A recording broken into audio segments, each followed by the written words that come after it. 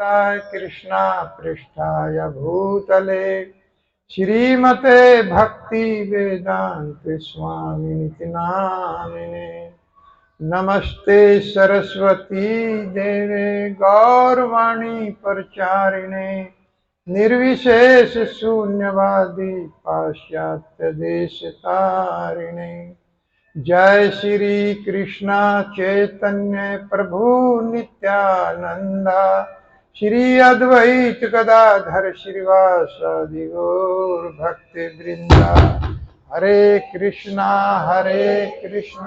कृष्णा कृष्णा हरे हरे, हरे राम राम राम हरे हरे। हरे कृष्णा कृष्णा कृष्णा हरे हरे, हरे राम राम हरे हरे। हरे कृष्णा कृष्णा कृष्णा हरे हरे, हरे राम राम राम हरे हरे। श्रीमद् भागवत का आज 5वां और अंतिम सत्र। श्रीमद् भागवत स्कंद 10 अध्याय 51 श्लोक नंबर 53। भावापवर्गो भर्मतो यदा भवेत जनस्य तरहि तत्समागम तत्संगमो यर्हि तदेव सद्गतो परावरेशे तवि जायते मति।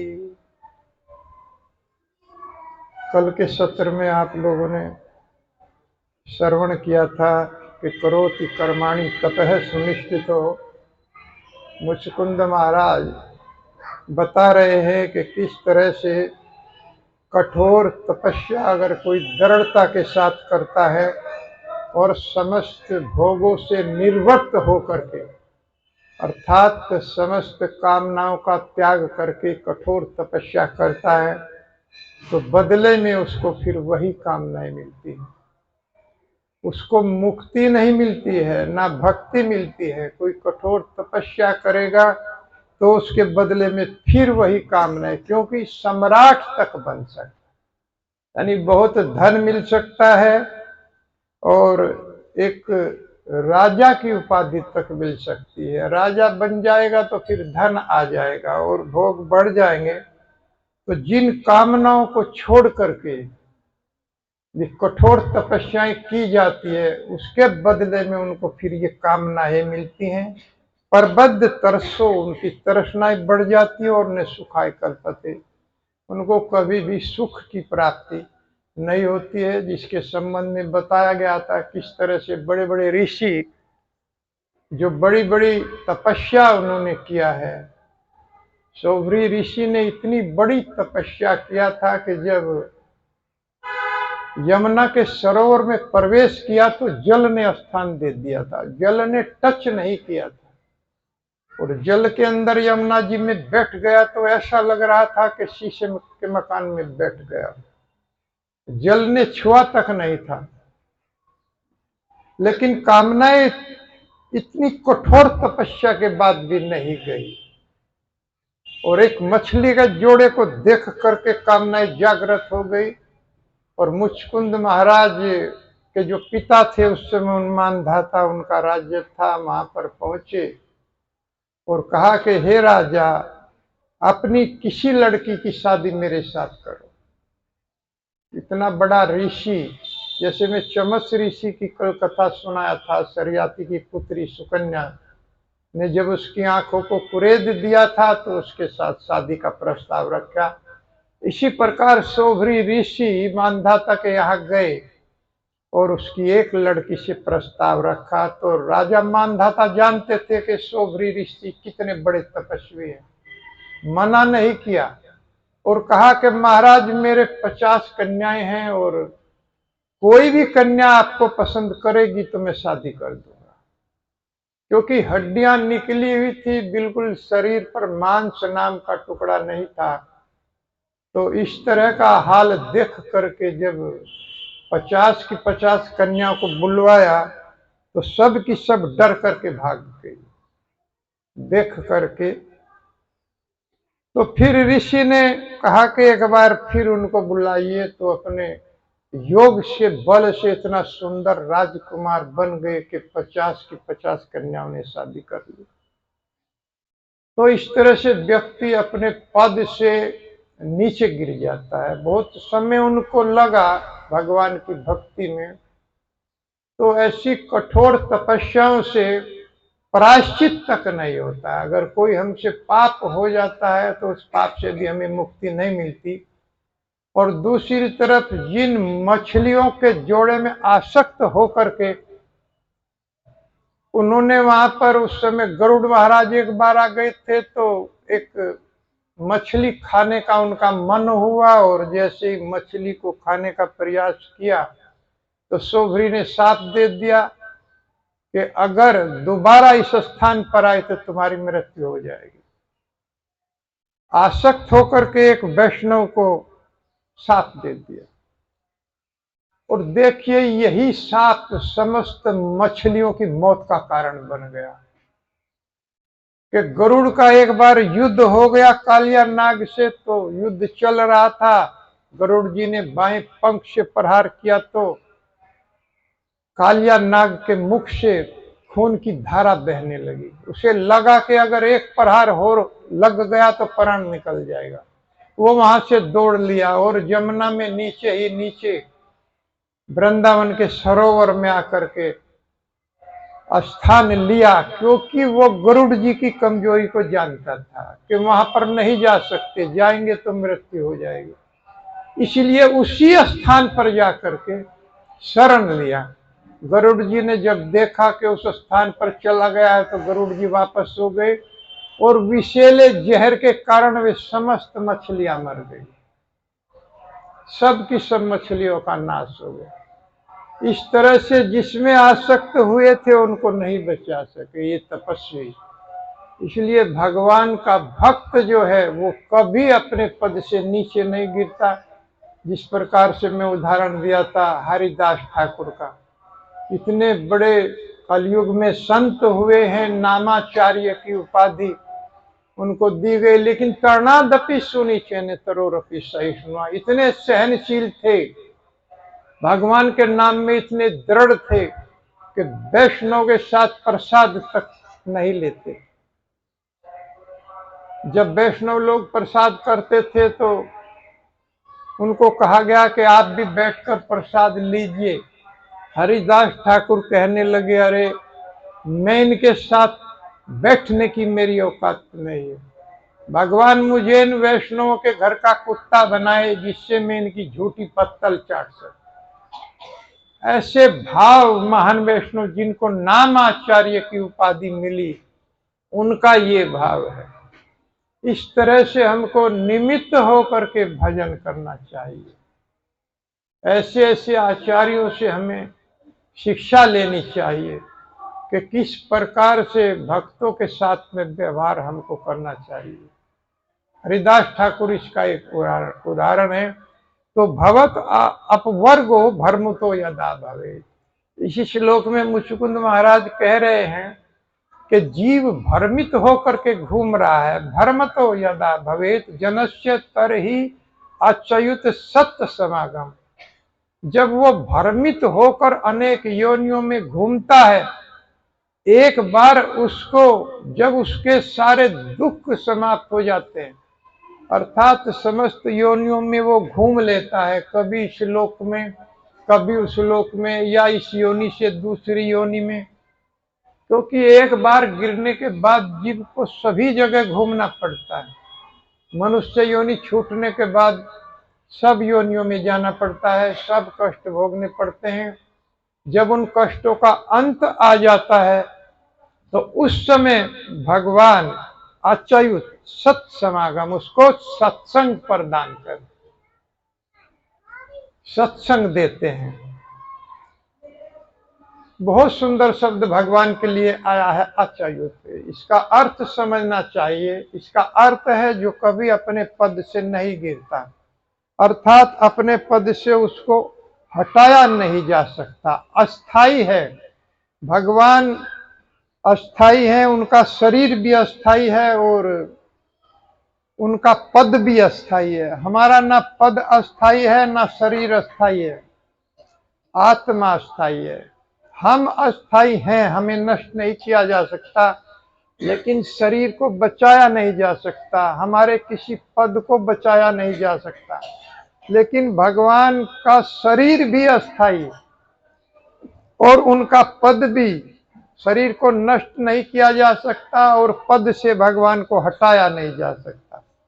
जैसे इस जगत के पद, देखिए कोई प्रधान हो या कोई राष्ट्रपति हो, सभी को अपना पद एक दिन छोड़ना पड़ता है, अपने पद से हटना पड़ता है। किसी को 5 साल के बाद हटना पड़ता है, किसी को 20 साल के बाद, और कोई अस्थाई आजीवन पद पर रहता है तो उसको मृत्यु हटा देती है, अर्थात उसे वो पद छोड़ना ही पड़ता है। लेकिन एक भगवान ऐसे हैं जो अपने पद को कभी नहीं छोड़ते, उस पद पर बने रहते हैं। इसको कहते हैं अच्युत, अर्थात कहने का अर्थ है, इसीलिए इस शब्द का प्रयोग आया है कि भ्रमित होकर जीव सत्संग करता है तो भगवान उसको भी ऐसा ही पद देते हैं, अपने स्वभाव को प्राप्त कर लेते हैं, अपने धाम को बुला लेते हैं, और फिर उसको भी ऐसा ही चिन्ह में शरीर और पद प्राप्त होता है। वो कभी भी अपने शरीर को फिर छोड़ता नहीं। इस लोक में आ जा सकता है कभी भगवान की इजाजत से प्रचार करने के लिए, जिस प्रकार से प्रभुपाद जी आए और उन्होंने ऐसा प्रचार किया कि भगवान चैतन्य महाप्रभु भी नहीं करता, क्योंकि भगवान अपने भक्तों को अधिक अवसर देते हैं। चैतन्य महाप्रभु ने यहीं पर प्रचार किया है, लेकिन प्रभुपाद जी ने कोई भी देश नहीं छोड़ा, पूरे भारत वर्ष में प्रचार किया है। तो किस तरह से एक वैष्णव गीत में भगवान प्रचार कर रहे हैं, बांग्ला में है, वैष्णव गीत है।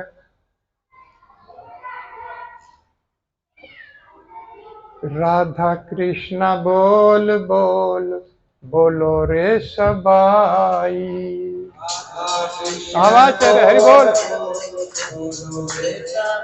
थोड़ी आवाज चल।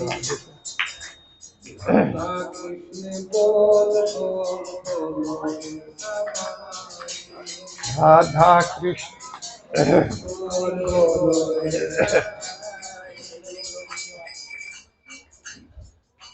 राधा कृष्णा बोल बोल बोलो रे सबाई, राधा कृष्णा बोल बोल बोलो रे सबाई। शिक्षा दिया सब नदियाँ फिर नैचे, शिक्षा दिया नदियाँ फिर नैचे, गोर निताई। राधा कृष्णा बोल बोल बोलो रे सबाई, राधा कृष्ण बोल बोल बोलो रे सबाई। शिक्षा दिया सब नदियाँ फिर नैचे, शिक्षा दिया सब नदियाँ फिर नैचे, गोर निताई। राधा कृष्ण बोल बोल बोलो रे सबाई, राधा कृष्ण बोल बोल बोलो रे सबाई, राधा कृष्ण बोल बोल बोलो रे सबाई। माया बसे जात वैसे खास हाबू डूबू भाई, माया बसे जात वैसे खास हाबू डूबू भाई, माया बसे खास वैसे खास हाबू डूबू भाई, माया बसे खास वैसे खास हाबू डूबू भाई। फिर से नैसे गोर निताई, फिर से नैसे गोर निताई। राधा कृष्णा बोल बोल बोलो रे सबाई, राधा कृष्ण बोल बोल बोलो रे सबाई, राधा कृष्ण बोल बोल बोलो रे सबाई। कृष्णदास है विश्वास विश्वास कर ले आर दुख नाही। कृष्ण दास है विश्वास मेरे को नाही। कृष्ण दास है विश्वास कर ले आर दुख नाही। कृष्ण दास है विश्वास मेरे को नाही।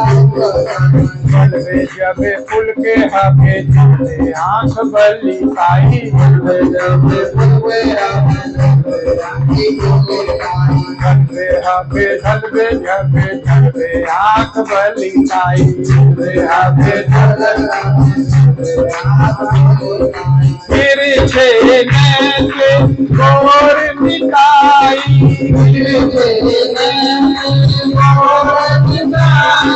राधा कृष्णा बोल बोल बोलो रे सभाई। राधा कृष्णा बोल बोल बोलो रे सभाई। राधा कृष्ण बोल बोल रे सभाई। शिक्षा दिया सब नदियाँ फिर छे नैसे।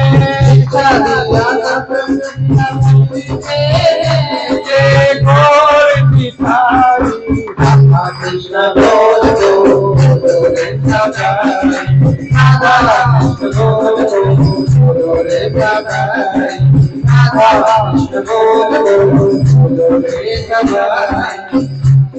कृष्ण बल संग चल ऐ मात्र भिक्षा चाही। कृष्ण बल संग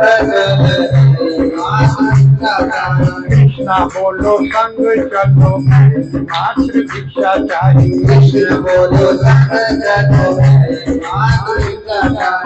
कृष्ण बोलो संग चलो ऐ मात्र भिक्षा चाही। कृष्ण बोलो संग चलो मात्र भिक्षा चाही। सकल विपद भक्ति विनोद बलिन जखन ओ नाम गाई। सकल विपद भक्ति विनोद जखन ओ नाम गाई। सकल विपद भक्ति विनोद बलिन जखन ओ नाम गाई। सकल विपद भक्ति विनोद जखन ओ नाम गाई। फिर जे नैसे गोर निताई।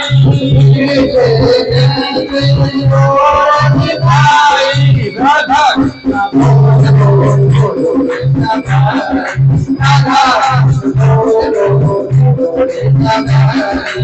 राधा कृष्ण बोल बोल बोलो रे सभाई। भिक्षा दिया सब वृक्ष फिर जे नैसे भिक्षा दिया सब वृक्ष के गोर निताई। राधा कृष्ण बोल बोल बोलो रे सभाई। राधा कृष्ण बोल बोल बोलो रे सभाई। राधा कृष्ण बोल बोल बोलो रे सभाई। कृष्ण दास है विश्वास कर ले आर दुख नाही। कृष्ण दास है विश्वास नाही। कृष्ण दास है विश्वास कर ले आर दुख नाही। कृष्ण दास है विश्वास कर ले आर दुख नाही। बलवे जब फूल के हाथे छुए आंख बली काई। जब फूल आंख बली काई। फिर जे नैसे गोर निताई। गोर निताई। राधा कृष्ण बोल बोल बोलो रे सभाई। राधा कृष्ण बोल बोल रे सभाई। राधा कृष्ण बोल बोल बोलो रे सभाई। राधा कृष्ण बोल बोल रे सभाई।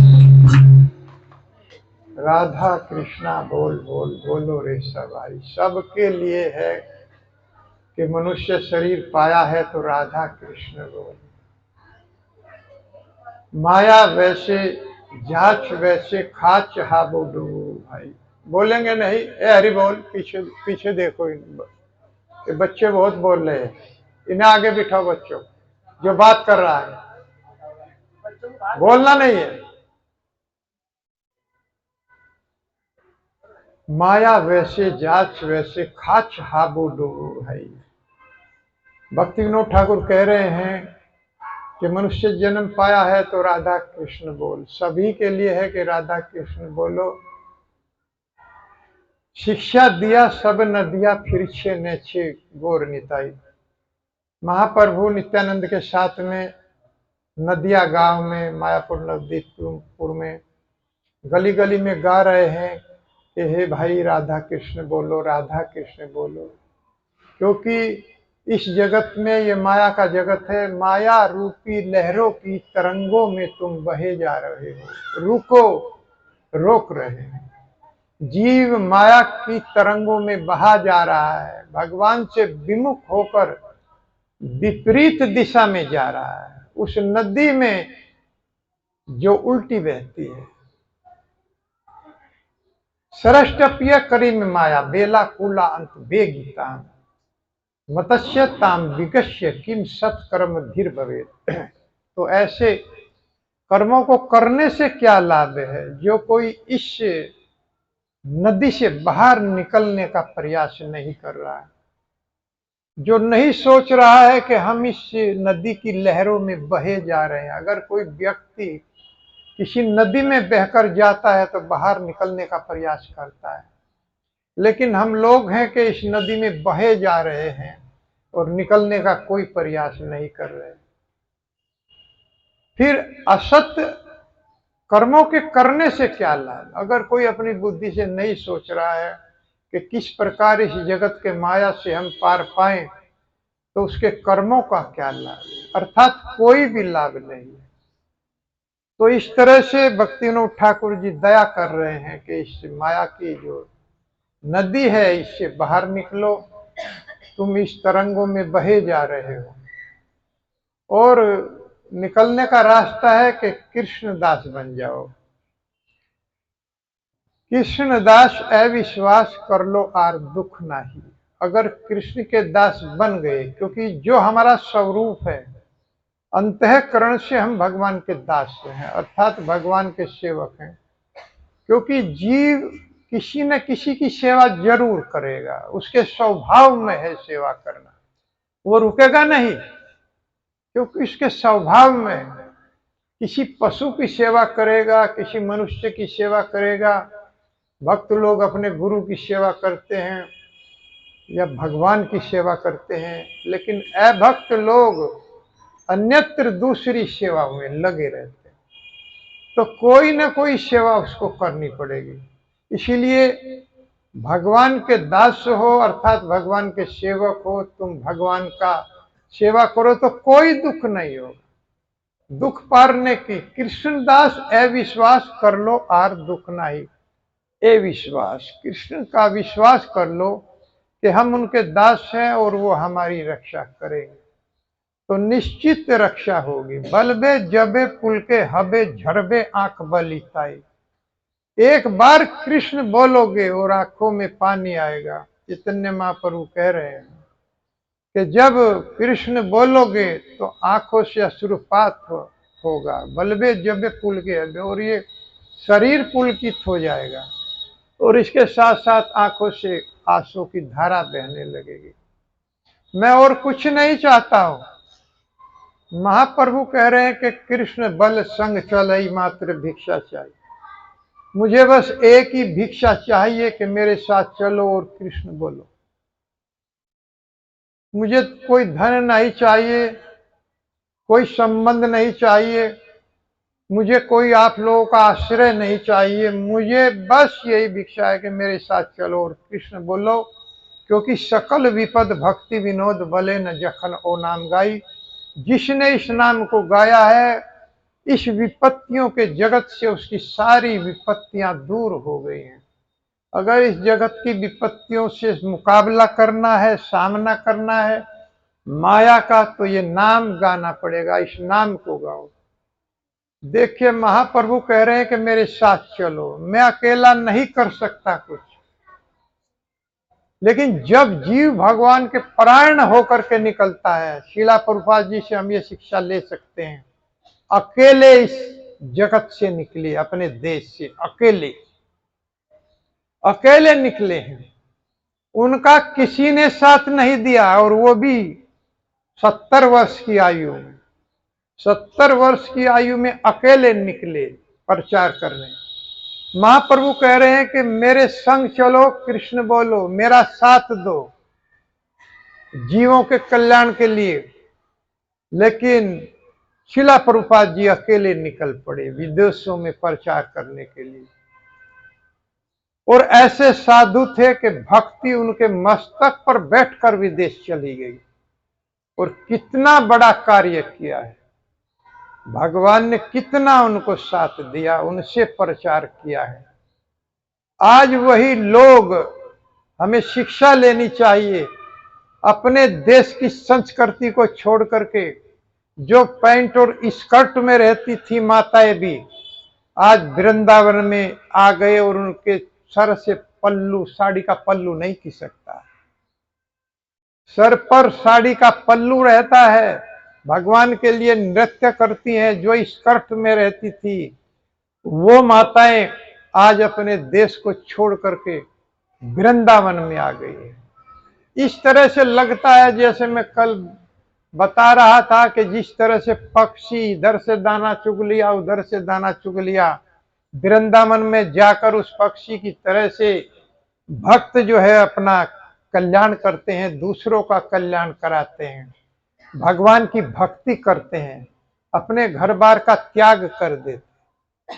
उसी तरह से इन लोगों को देख के सारी अपनी संपत्ति को बेच करके भगवान की सेवा में लगा दिया और वृंदावन में रह करके भगवान का प्रसाद खा करके हरे कृष्णा बोलते हैं।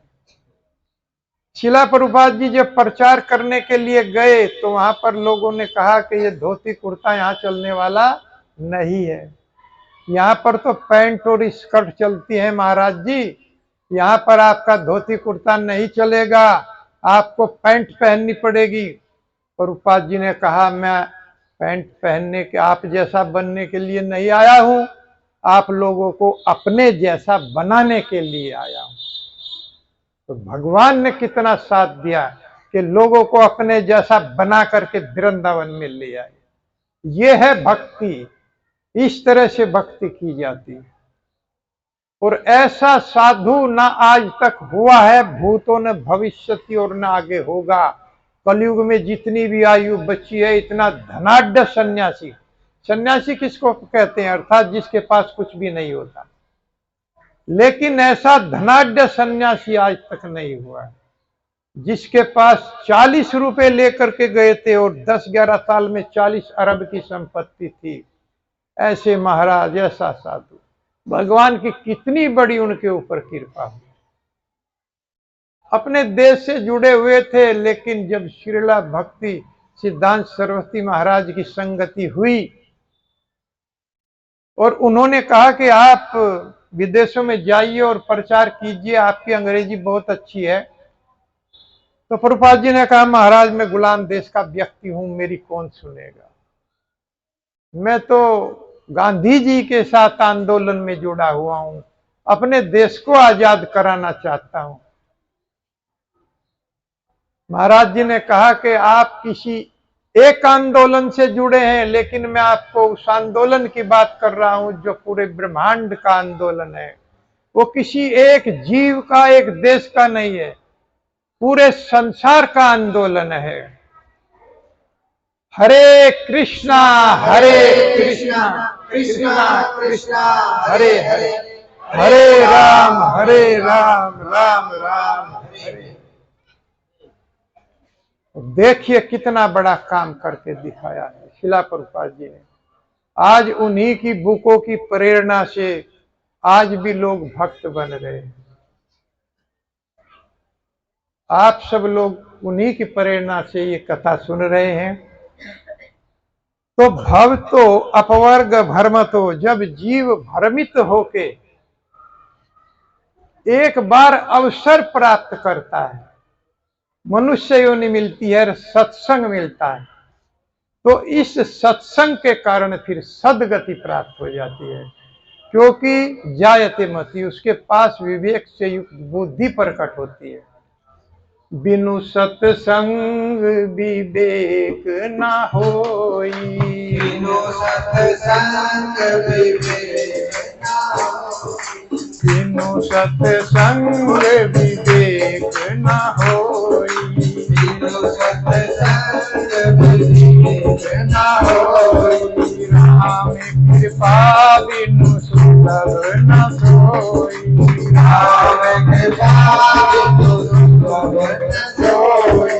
संगत मुझ मंगल मूला, संगत मुझ मंगल मूला, सोई फल सिद्ध सब साधन फूला, सिद्ध सब साधन फूला।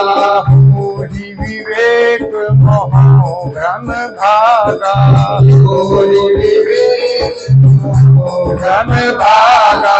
तब रघुपति चरण अनुरागा, रघुपति चरण अनुरागा। सखा पर